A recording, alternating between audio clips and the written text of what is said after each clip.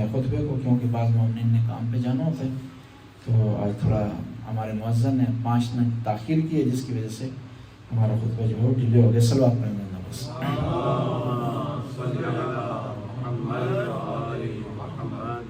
محرم کے ایام ہیں، ان ایام میں جو کربلا میں واقعات پیش آئے ہیں تاریخ کے حوالے سے، ان کی صرف فہرست آپ کے سامنے بیان کریں گے، ٹائم نہیں ہے کہ ان کی تفصیل بیان کیجیے۔ 2 محرم کو امام حسین کربلا میں داخل ہوئے ہیں اور کربلا میں رکے ہیں اور پڑاؤ ڈالا ہے۔ پھر اس کے بعد 3 محرم کو عمر ساتھ 4000 کا لشکر لے کر کے کربلا میں انٹر ہوا ہے، اور اس سے پہلے 1000 کے لشکر کے ساتھ ہور موجود تھا کربلا میں۔ اور 4 محرم کو امام کے جو مسلم بن عقیل کے ساتھ جو ساتھی تھے نا، قیس بن مصاہر سہداوی، کوفہ میں شہید ہو گئے ہیں۔ پھر اس کے بعد 6 محرم کو 6 یا 7 محرم کی واقعہ ہے کہ حبیب ابن مظاہر انٹر ہوئے ہیں کربلا میں، اور آتے ہوئے پتہ کیا کام کیا انہوں نے؟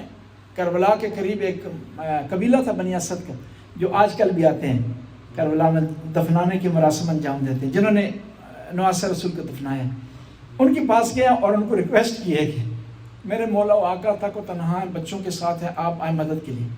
کہتے ہیں کہ یہ تقریباً 100 کے قریب افراد لے کر آئے ہیں، تو عمر سعد کو پتہ چلا تو اس نے افراد کی فوج کو روک لیا۔ پھر حبیب ابن مظاہر ان سے نکل کر کے آ گئے، دوبارہ مولا کی فوج میں شامل ہو گئے۔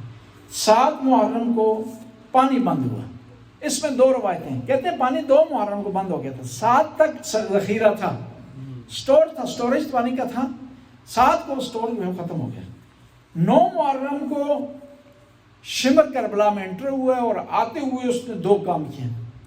پہلا یہ کام کیا کہ اس نے فوراً جو ہے وہ امان نامہ بھیجا ہے، کس کے لیے؟ حضرت عباس کے لیے، سیفٹی لیٹر، پروٹیکشن لیٹر بھیجا ہے کہ آپ ہماری طرف آ جائیں، ہم آپ کو امان دیتے ہیں۔ تو کہتے ہیں کہ پہلے مرحلے میں غازی عباس نے جواب نہیں دیا، جب امام نے آرڈر کیا ہے تو اس غازی عباس نے فرمایا کہ تجھ پر بھی اور تیری امان دونوں پر میں لعنت بھیجتا ہوں، اور یہ کس قسم کی امان ہے کہ نواسہ رسول امن میں نہ ہو، میں امن میں ہو جاؤں۔ پھر اسی 9 محرم کو عمر سعد نے آرڈر دے دیے جنگ کا، فوجیں خیمے تک آ گئی ہیں، امام حسین نے رات کی مہلت مانگی، اور پھر شب عاشور کو امام حسین نے رات کو 3 حصوں میں تقسیم کیا ہے، اصحاب کے درمیان، اپنے جو ہے وہ اہل بیت کے درمیان، اور عبادت کے لیے۔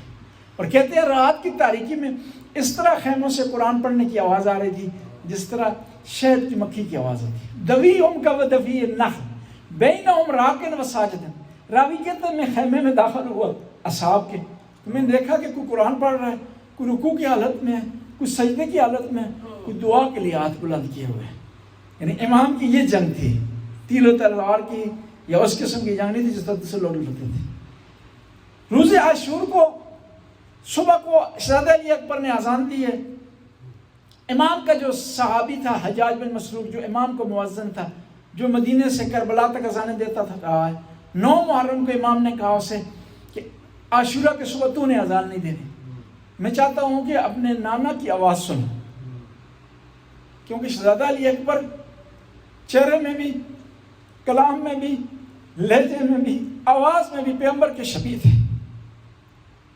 اور بی بی زینب نے 2 آوازیں، 2 اذانیں سنی ہیں، وہ آخری اذانیں تھیں، ایک کوفہ میں سنی 19 رمضان کو بی بی زینب، دوسری اذان کربلا کے میدان میں علی اکبر کی اذان۔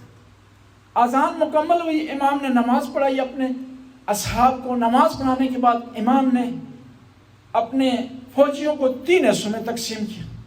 بنیادی طور پر امام کے جو فوجی تھے 2 حصوں میں تقسیم تھے، پیادل اور سوار۔ 30 آدمی کہتے ہیں سوار تھے، اور 42 آدمی یا 41 آدمی وہ کیا تھے؟ وہ پیادل تھے۔ پھر امام نے اپنی فوج کو 3 حصوں میں تقسیم کیا، ایک کا کمانڈر بنایا حبیب ابن مظاہر کو، ایک کا کمانڈر زہیر کین کو بنایا، اور لشکر کی جو سرپرستی ہے وہ دی اس مجاہد کو جس کو جنگ کی اجازت نہیں دی، اس مجاہد کو کہ جس کے ہاتھوں میں پرچم تو رہا لیکن اس کے ہاتھ میں رہے۔ پھر کہتے ہیں کہ جب امام نے فوج تیار کی تو ظالم نے تیروں کی بارش کرنا شروع کر دی، چاروں طرف سے تیر آنا شروع کر دی۔ بہت زیادہ ساتھی امام کے کیا ہے؟ تیروں کی ذات میں آ کر شہید ہو گئے۔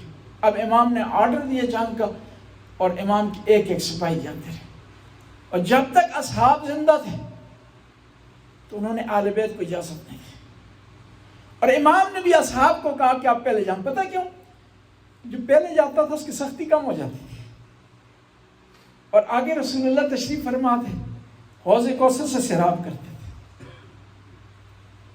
کہتے ہیں کہ جنگ کے دوران جب امام کے ایک صحابی ہیں ابو سمامہ سیداوی، انہوں نے آسمان کی طرف دیکھا اور کہا کہ مولا نماز کا وقت ہو کے ہم چاہتے ہیں کہ آخری نماز آپ کے پیچھے پڑھیں، تاکہ جا کر آپ کے نانا کو بتا سکے کہ آپ کے نواسا کس حالت میں ہیں، کس پریشانی میں ہیں۔ کہتے ہیں کہ امام کے کچھ صحابی سامنے کھڑے ہو گئے تاکہ تیروں کو روک سکیں اور نماز مکمل ہو سکے۔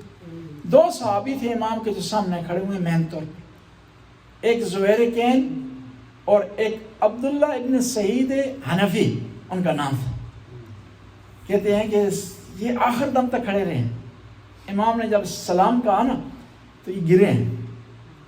گرنے کے بعد پتہ کیا کہا؟ اب وفیت یا مولا، مولا کیا میں نے وفا کر دی؟ ارضیت منی، مجھ سے راضی ہو گئے۔